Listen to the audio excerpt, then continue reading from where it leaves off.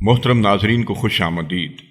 آپ دیکھ رہے ہیں علمی دستک۔ اللہ تعالیٰ آپ کی شب و روز کو خوشگوار بنائے اور آپ کا ہر آنے والا دن گزرے ہوئے دن سے بہتر ثابت ہو، آمین۔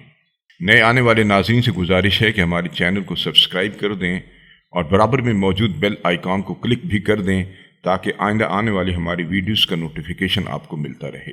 دوستو، دین کے اصل ماخذ دو ہیں، ایک قرآن اور دوسرا سنت رسول صلی اللہ علیہ وسلم۔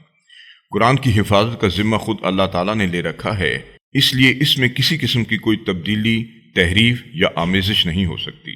لیکن جہاں تک تعلق احادیث رسول صلی اللہ علیہ وسلم کا ہے تو اس بات کا خدشہ موجود تھا کہ بعد میں کچھ فتنہ جو افراد اپنی طرف سے حدیثیں بنا کر اصل حدیثوں میں شامل کر دیں گے۔ اس کی اطلاع آپ صلی اللہ علیہ وسلم نے اپنی ایک حدیث میں فرما دی تھی، جس کا مفہوم کچھ یوں ہے کہ بعد کے زمانے میں ایسے دجال اور جھوٹے ہوں گے جو تمہارے پاس ایسی حدیثیں لے کر آئیں گے جو نہ تم نے سنی ہوں گی اور نہ تمہارے باپ دادا نے۔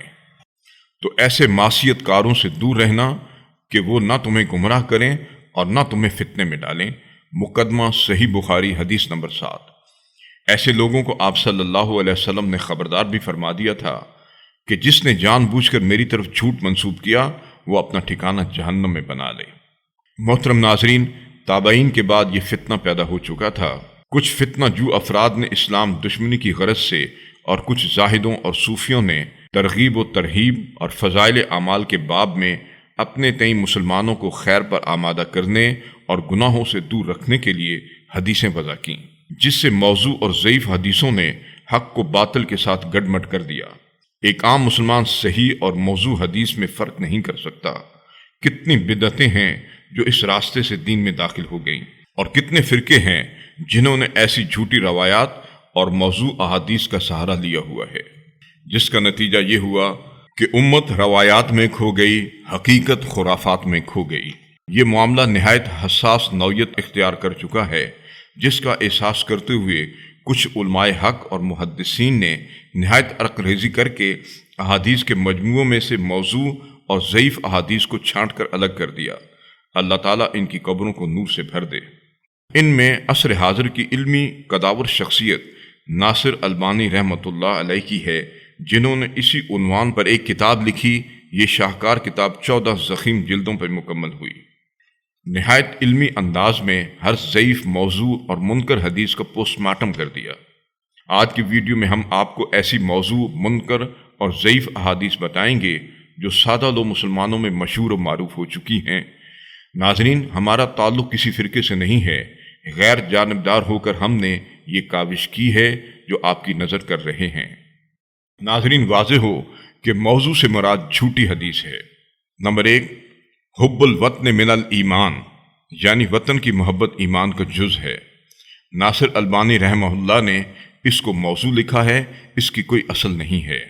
نمبر 2، انا مدینۃ العلم و علی بابھا، یعنی میں علم کا شہر ہوں اور علی اس کا دروازہ ہے۔ ابن جوزی، شیخ اسماعیل العجلونی، ترمذی، بخاری اور یحییٰ ابن معین نے مشترکہ طور پر اس کو منکر اور جھوٹا قرار دیا ہے۔ نمبر 3، لولاک لما خلقت الافلاک، یعنی اگر تم نہ ہوتے تو میں افلاک کو پیدا نہ کرتا۔ البانی رحمہ اللہ نے اس کو موضوع لکھا ہے اور سغانی نے الاحادیث الموضوعہ میں اس کا ذکر کیا ہے۔ نمبر 4، اختلاف امتی رحمہ، یعنی میری امت کا اختلاف رحمت ہے۔ علامہ البانی رحمہ اللہ نے لکھا ہے کہ اس کی کوئی اصل نہیں ہے۔ ابن حزم نے اسے فاسد قول قرار دیا ہے۔ نمبر 5، من ولد لہ مولود فسماہ محمدا تبرکا بہ کان ہوا ومولودہ فی الجنہ، یعنی جس کی کوئی بچہ پیدا ہوا اور اس نے اس کا نام برکت کے لیے محمد رکھا تو وہ اور اس کا بچہ دونوں جنت میں ہوں گے۔ علامہ البانی نے اور ابن القیم نے اس کو باطل اور موضوع کہا ہے۔ نمبر 6، سود کی حرمت کے 70 درجے ہیں۔ سب سے کم درجہ اللہ کے ہاں یہ ہے کہ آدمی اپنی ماں کے ساتھ زنا کرے۔ اس حدیث کو ابن جوزی نے مختلف طریقوں سے نقل کر کے لکھا ہے کہ ان میں کوئی بھی صحیح نہیں ہے۔ نمبر 7، ہم جہاد اصغر سے جہاد اکبر کی طرف واپس آ گئے۔ شیخ الاسلام امام ابن تیمیہ نے لکھا ہے کہ اس کی کوئی اصل اور کوئی بنیاد نہیں ہے، یہ جھوٹ ہے جو نبی صلی اللہ علیہ وسلم کی طرف منسوب کیا گیا ہے۔ نمبر 8، جو شخص جمعے کے دن 80 مرتبہ مجھ پر درود بھیجے گا اس کے 80 سال کے گناہ معاف کر دیے جائیں گے۔ علامہ سخاوی رحمۃ اللہ علیہ نے اس کو ضعیف اور علامہ البانی نے اس کو موضوع قرار دیا ہے۔ نمبر 9، جس نے میری قبر کی زیارت کی اس کے لیے میری شفاعت ضروری ہو گئی۔ یہ تبلیغی نصاب فضائل حج میں درج ہے۔ ابن خزیمہ رحمۃ اللہ علیہ اور بہیقی نے اس کو ضعیف اور علامہ البانی نے اس کو موضوع قرار دیا ہے۔ علامہ ابن تیمیہ فرماتے ہیں کہ آپ صلی اللہ علیہ وسلم کی قبر کی زیارت کے متعلق تمام حدیثیں ضعیف ہیں۔ نمبر 10، علم تلاش کرو خواہ چین جانا پڑے۔ ابن جوزی، امام بخاری اور علامہ البانی نے اس کو موضوع قرار دیا ہے۔ نمبر 11، حضرت آدم علیہ السلام کی محمد صلی اللہ علیہ وسلم کے وسیلے سے توبہ قبول ہونے والی روایت کے متعلق علامہ البانی، علامہ ابن تیمیہ اور امام ذہبی نے کہا ہے کہ یہ منکر اور باطل روایت ہے۔ محترم ناظرین، ہم نے صرف 11 احادیث آپ کے سامنے پیش کی ہیں جن کی کوئی اصل نہیں ہے، جبکہ یہ احادیث عوام الناس میں بہت مشہور ہیں۔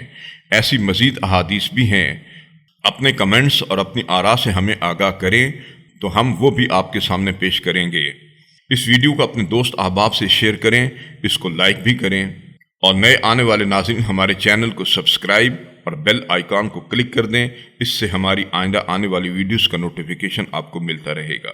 اللہ تعالی ہم سب کو دین کا صحیح فہم عطا فرمائے۔ السلام علیکم۔